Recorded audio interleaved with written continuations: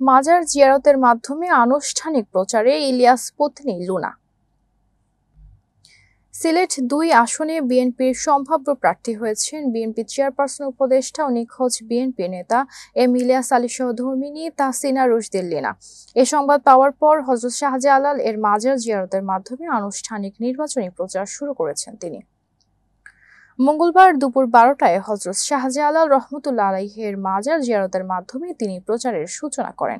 বিএনপির ভারপ্রাপ্ত চেয়ারপারসন তারেক রহমানের প্রতি কৃতজ্ঞতা জানিয়ে লুনা বলেন, বিএনপি আমাকে ধানের শীষ প্রতীক উপহার দিয়েছে। বিশ্বনাথ ওসমানী নগরবাসীর মার্কা এই ধানের শীষ। এখন সব ভেদাভেদ ভুলে, দুঃখ কষ্ট ভুলে সবাই ঐক্যবদ্ধভাবে কাজ করে আগামী নির্বাচনে ধানের শীষ প্রতীককে বিপুল ভোটে বিজয়ী করে রাষ্ট্রনায়ক তারেক রহমানকে উপহার দিতে চাই। তিনি বলেন, আমি জনগণের ভালোবাসা ও দোয়া নিয়ে মাঠে নেমেছি। আমার স্বামী এম ইলিয়াস আলী যে গণমানুষের রাজনীতি করতেন, আমি সেই রাজনীতির ধারাবাহিকতা রক্ষা করতে বিগত ১৩ বছর ধরে কাজ করছি।